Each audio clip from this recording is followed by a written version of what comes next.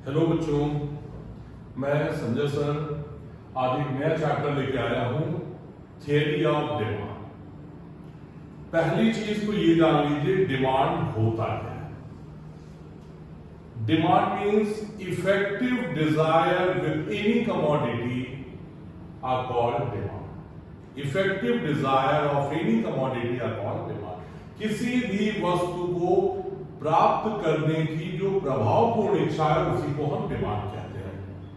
किसी भी चीज को, किसी भी वस्तु को जो आप पाना चाहते हैं, उसको पाने के लिए आपको बहुत सारे वर्क करने पड़ते हैं। देखिए, डिमांड मीन्स सिर्फ यही है, प्रभावपूर्ण इच्छा। प्रभावपूर्ण इच्छा के साथ होना क्या चाहिए, आपके पास उतना खरीदने की क्षमता भी हो।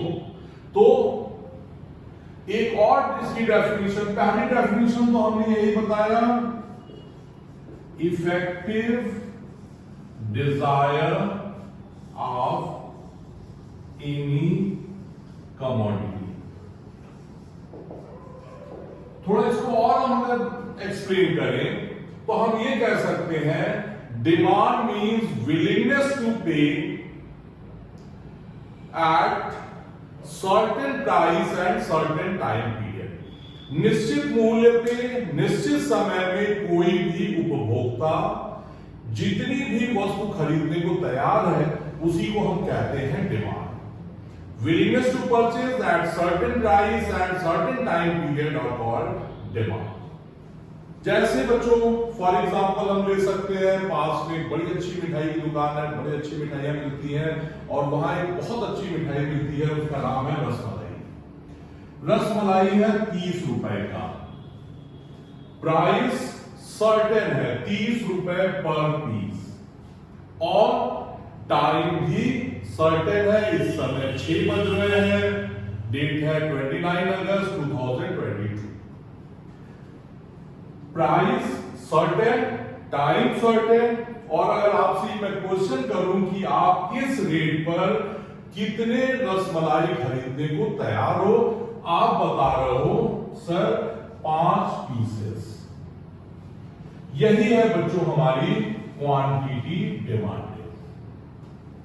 30 रुपए, price fix, time fix, certain price, certain time period पे आप जितने भी सामान खरीदने को तैयार हो उसी को हम कहते हैं डिमांड। ओके बच्चों, डिमांड जो होता है वो 2 तरीके का होता है, 2 टाइप्स का होता है। First is individual demand and second is market demand. एक आदमी किसी निर्धारित मूल्य पे जितना भी सामान खरीदने को तैयार है उसे कहते हैं इंडिविजुअल डिमांड। एक आदमी किसी भी एक मूल्य पे जितने भी सामान को खरीदने को तैयार हो, जैसे अभी आपसे बात हुई 30 रुपीज पीस रसमलाई था, आपने कहा सर मैं 10 पीस खरीदूंगा। ये हो गया आपका इंडिविजुअल डिमांड। मार्केट डिमांड का मतलब होता है कि इकोनॉमी में रहने वाले सभी लोग मिलकर के कितना सामान परचेस करेंगे या वो कमोडिटी कितना खरीदेंगे। जैसे हम मान ले रहे हैं कि इस समय पूरी इकोनॉमी में 3 लोग हैं, मैं हूं, एक आप हैं, एक और है निखिल जी। मैं आपने अब प्राइस सर्टेन है 30 रुपीज, आपने कहा कि सर मैं 10 पीसेस खरीदूंगा, मैं 5 पीस खरीदने को तैयार हूं और निखिल जी 15 पीस खरीदने को तैयार है।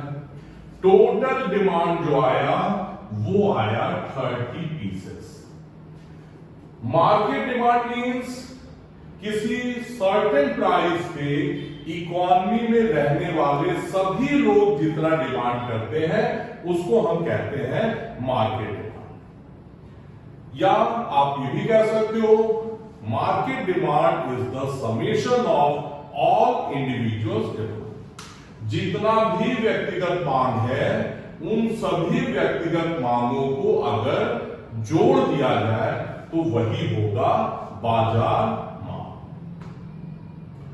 डिमांड आप अच्छे से समझ चुके होंगे। किसी भी निर्धारित मूल्य पे किसी वस्तु को खरीदने की आपकी प्रभावपूर्ण इच्छा, और सिर्फ इच्छा ये नहीं कि हमको चाहिए, खरीदने के लिए उतनी आपके पास कैपेसिटी भी होनी चाहिए, आपके पास पैसे होने चाहिए, और तब आप जो डिमांड करते हो उसको हम कहते हैं मांग। अब ऐसा कोई मांग आप नहीं करोगे जो खरीदने की कैपेसिटी ही किसी में नहीं है। जैसे एक आदमी कह रहा है कि मैं हवाई जहाज की डिमांड कर रहा हूं, तो वो हवाई जहाज की डिमांड नहीं कर रहा है, नहीं कर सकता है, क्योंकि हवाई जहाज खरीदने भर की उसकी कैपेसिटी नहीं है। तो यहां एक सिंपल सी मीनिंग यही है डिमांड का, effective desire of any commodity are called demand. अब हम नेक्स्ट बात करते हैं, जो मांग है, मांग के निर्धारित तत्व।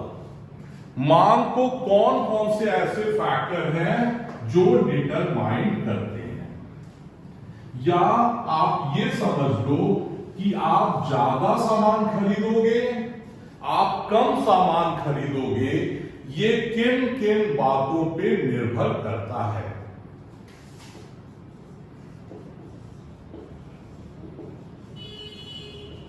डिटरमिनेंट्स ऑफ डिमांड, मांग के निर्धारक तत्व।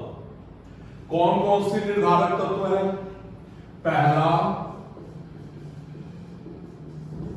Price of the commodity. किसी भी वस्तु का मूल्य के साथ या मूल्य और उस वस्तु के मांग के साथ हमेशा इनवर्स रिलेशन होता है, ऋणात्मक संबंध होता है।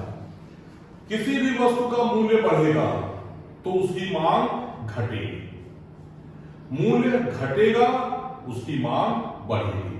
सामान्यतः ऐसा देखा जाता है। जैसे अभी हमने जो प्रीवियस अभी मैंने एग्जांपल लिया, रसमलाई 30 रुपए का है, आपने कहा 10 पीस में खरीदूंगा सर। अगर रसमलाई 100 रुपए का हो जाता तो शायद आप ये कहते कि मैं 10 पीस नहीं 2 पीस खरीदूंगा। तो मूल्य बढ़ेगा, मांग घटेगा, ऐसा सामान्यतः पाया जाता है। दूसरा जो डिटरमिनेंट्स है वो है इनकम ऑफ द कंज्यूमर, उपभोक्ता की आय।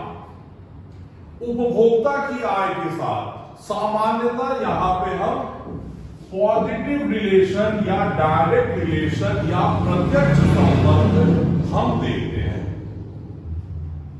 प्रत्यक्ष संबंध कैसे बच्चों?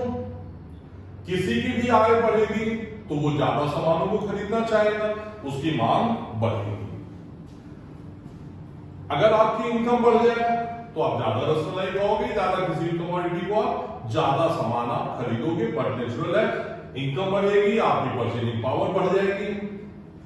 लेकिन सभी वस्तुओं के साथ ऐसा नहीं होता।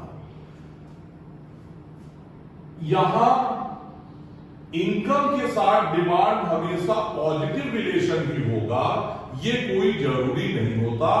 ये निर्भर करता है वस्तु के प्रकार पे, टाइप्स ऑफ गुड्स पे। और according to income 2 types of goods होते हैं। एक होता है normal goods and second one is inferior goods. सामान्य वस्तुएं, घटिया वस्तुएं। सामान्य वस्तुओं के संदर्भ में ऐसा होता है, आय बढ़ेगा, मांग बढ़ेगा। हमने आय को Y से डिनोट किया है। आय बढ़ेगा, मांग भी बढ़ेगा। ऐसा होता है सामान्य वस्तुओं के साथ। जो भी आप सामान्य वस्तु आप मान सकते हो, जैसे देसी घी, अगर आपकी इनकम बढ़ती है, डिमांड बढ़ेगी। बहुत अच्छे कुकीज, बहुत अच्छे केक, बहुत अच्छे कपड़े, इन सब चीजों की डिमांड इनकम बढ़ने के साथ बढ़ेगी। ये सभी सामान्य वस्तु हैं। कुछ चीजें ऐसी हैं जिससे आप हमेशा फ्रस्ट्रेट रहते हो कि आप उस चीजों का इस्तेमाल कर रहे हो, मजबूरी में इस्तेमाल कर रहे हो, और आप ये सोच रहे हो कि जिस दिन मेरी इनकम हुई इसको तो उठा के फेंक देंगे, या इस चीज को मैं हटा दूंगा, डिस्प्लेस कर दूंगा। घटिया वस्तु। जब किसी कंज्यूमर की इनकम बढ़ती है तो घटिया वस्तुओं की डिमांड घटती जाती है।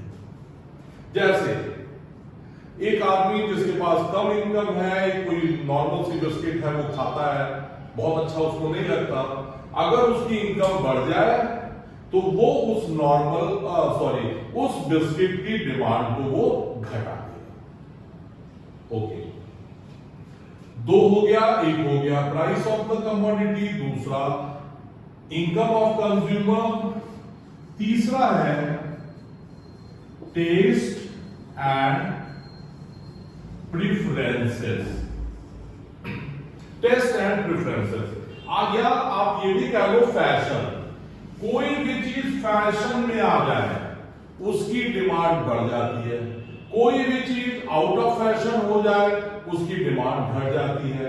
बहुत सारे डे आप सेलिब्रेट करते हो, मदर डे, फादर डे, बहुत सारे डेज, बर्थडे, बहुत सारे डेज आप सेलिब्रेट करते हो।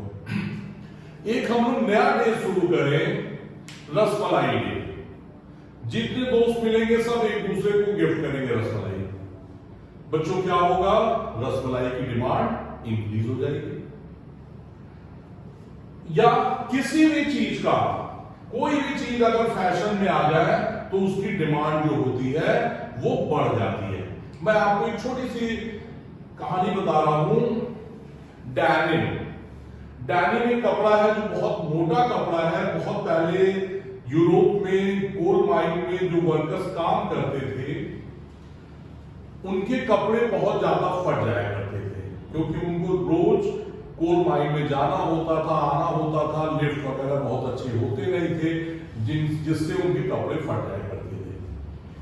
तो कोल माइन के जो ऑर्गेनाइजर्स थे, जो ओनर्स थे, उन्होंने एक नया कपड़ा इजाद किया जो था बड़ा मोटा सा डेनिम।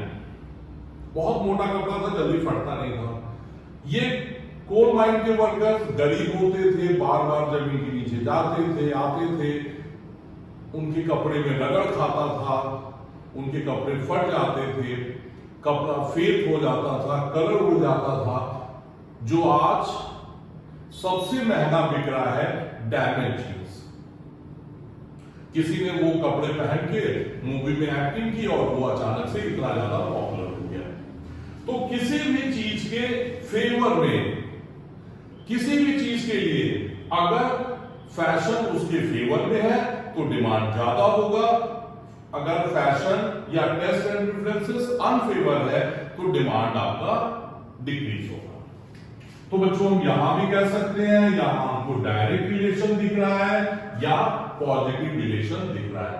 कितने हो गए, price, income, taste and preferences. चौथा होता है बच्चों price of the related goods.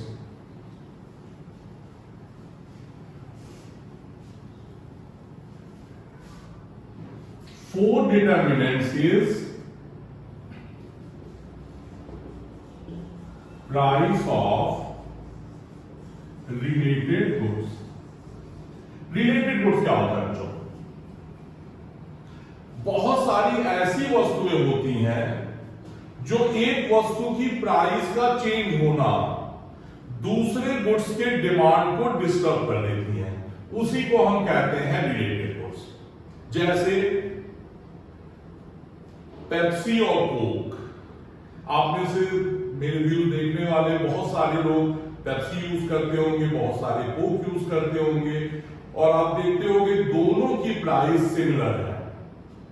Suppose similar price है, आधे लोग पेप्सी यूज करते हैं, आधे लोग कोक यूज करते हैं। अगर पेप्सी की प्राइस इंक्रीज हो जाए तो पेप्सी की डिमांड तो घटेगी, लेकिन कोक की डिमांड बढ़ जाएगी। अगर हम पेप्सी को आउट रखें, पेप्सी की प्राइस घटी, इसका सीधा सीधा फायदा मिलेगा, कोक की डिमांड इंक्रीज हो जाएगी। ऐसे तो रिलेटेड गुड्स जो होता है बच्चों, ये दो तरह के गुड्स होते हैं। एक होता है substitute goods and second one is complementary goods.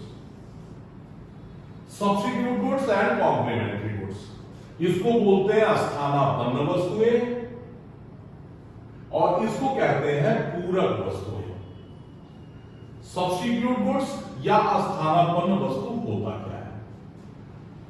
दो ऐसी वस्तुएं जिनका आप एक की जगह पर दूसरे को एज इट इज आप यूज कर पाओ, उसको हम कहते हैं substitute goods. Substitute goods are those goods they are substitute to each other. दो ऐसे वस्तुओं को हम सब्स्टिट्यूट गुड्स कहते हैं जिसको आप एक की जगह पे दूसरे को एज इट इज आप यूज कर सकते हो।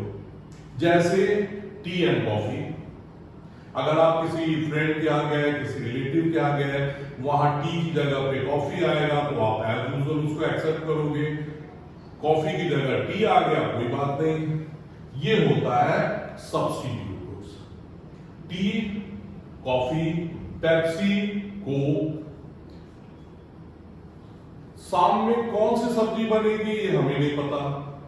अगर सब्जी में परवल की सब्जी बनेगी तब भी हम खाएंगे, सतपुतिया की सब्जी बनेगी तब भी हम खाएंगे।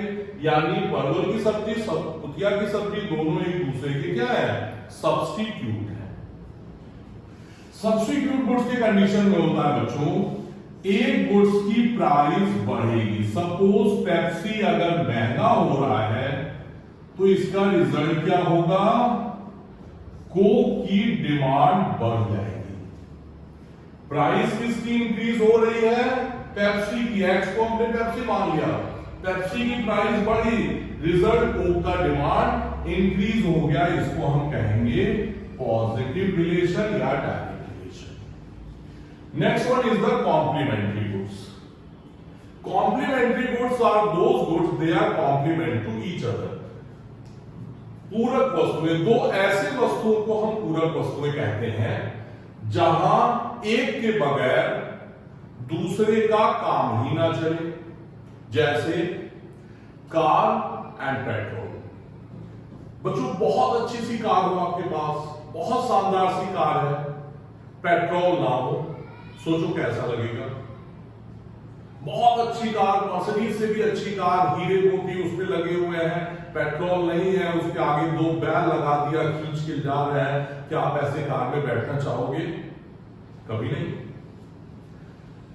तो बिना पेट्रोल के कार बेकार है और बिना कार के पेट्रोल भी बेकार है। आपको बहुत सारा पेट्रोल है और कार है ही नहीं, क्या करोगे? पेट्रोल आप खुद पी के तो दौड़ोगे नहीं। तो ऐसी दो चीजें जो एक के बगैर दूसरे का काम ही ना चले, उसको हम कहते हैं कॉम्प्लीमेंट्री गुड्स। यहां क्या होता है? यहां जैसे मैंने एग्जांपल में ले लिया पेट्रोल और दूसरा एग्जांपल है कार। पेट्रोल की प्राइस अगर इंक्रीज हो जाए, बहुत सारे लोग कार की डिमांड घटा देंगे। यहां एक बढ़ रहा है, दूसरा घट रहा है। इस रिलेशन को हम बोलेंगे इनवर्स रिलेशन। तो बच्चों कितने हो गए? चौथा, प्राइस ऑफ रिलेटेड गुड्स। दो और हम बात कर लेते हैं। अभी तक जो मैंने आपसे डिस्कस किया ये सभी इंडिविजुअल डिमांड कर्व के, इंडिविजुअल डिमांड के डिटरमिनेंट्स थे। दो मार्केट डिमांड की बात कर लेते हैं। पांचवा, ये मार्केट डिमांड का डिटरमिनेंट है, साइज ऑफ पॉपुलेशन। अगर बच्चों पॉपुलेशन ज्यादा हो, डिमांड ज्यादा होगी। सपोज आपके घर नॉर्मली कोई सामान है, जलेबी, सपोज आधे किलो जलेबी आता है, पूरी फैमिली खा लेते हो। अगर आपके फैमिली में 10 या 12 रिलेटिव्स आ गए, अब आप बताओ जलेबी की डिमांड आप कितना करोगे, कितना खरीदने जाओगे? तो आप बोलोगे शायद 2 किलो। तो बच्चों कहीं का भी अगर पॉपुलेशन इंक्रीज होगा, किसी भी देश की जनसंख्या बढ़ेगी, तो वहां भी डिमांड बढ़ेगी और वाइस वर्सा। अगर पॉपुलेशन घटती है तो डिमांड घटेगी। नेक्स्ट वो है डिस्ट्रीब्यूशन ऑफ इनकम। यहां देखिए, यहां भी था डायरेक्ट रिलेशन या positive relation. Next one, distribution of income. अगर डिस्ट्रीब्यूशन ऑफ इनकम इक्वल है, सभी लोगों की इनकम बराबर है, तो डिमांड उस कंडीशन में ज्यादा होगा। अगर डिस्ट्रीब्यूशन ऑफ इनकम अनइक्वल है, कुछ लोग बहुत ज्यादा पैसे कमा ले रहे हैं, बाकी लोग पैसे नहीं कमा पा रहे हैं, ऐसे सिचुएशन में, ऐसी सोसाइटी का, ऐसे कंट्री का डिमांड कम होगा, क्योंकि खरीदने की इच्छाएं सबकी है। पहले वाले कंडीशन में, अनइक्वल डिस्ट्रीब्यूशन ऑफ इनकम वाले कंडीशन में, एक आदमी बहुत कमा रहा है, लेकिन उसके खर्चे तो लिमिटेड है ना, कितना खर्च करेगा? जो उसकी जरूरत की चीजें वो खरीदेगा, कुछ लग्जरियस आइटम खरीदेगा, और बाकी लोग खरीदने की इच्छा तो है लेकिन वो खरीद ही नहीं पा रहे हैं। तो अगर इस हिसाब से ओवरऑल कंट्री का जो डिमांड होगा वो कम होगा, अगर अनइक्वल डिस्ट्रीब्यूशन ऑफ इनकम है तो। दूसरा, अगर डिस्ट्रीब्यूशन ऑफ इनकम इक्वल है, सब लोग बराबर पैसे पा रहे हैं, सबकी बहुत ढेर सारी इच्छाएं हैं, सब लोग ढेर सारा सामान खरीद रहे हैं, यानी मार्केट में ओवरऑल जो डिमांड होगा वो कहीं ज्यादा होगा with compare to unequal distribution of income. बच्चों, ये हमने बात कर ली डिमांड के डिटरमिनेंट्स की। अब हम बात करते हैं लॉ ऑफ डिमांड। बच्चों, ये बहुत सारे जो डिटरमिनेंट्स मैंने आपको बताए, इन बहुत सारे डिटरमिनेंट्स में जो सबसे इंपॉर्टेंट डिटरमिनेंट्स है या जो तुरंत इफेक्ट आता है वो है price of the commodity. Price और डिमांड के बीच में इनवर्स रिलेशन होता है। इसी इनवर्स रिलेशन को हम कहते हैं लॉ ऑफ डिमांड, यानी प्राइस बढ़ेगा, डिमांड घटेगा, इसी को कहते हैं law of demand. Next video में बच्चों हम लॉ ऑफ डिमांड पे डिस्कस करेंगे, डिफरेंट डिमांड कर्व की बात करेंगे, extension, contraction, increase, decrease, something हम ये बात करेंगे। ओके बच्चों।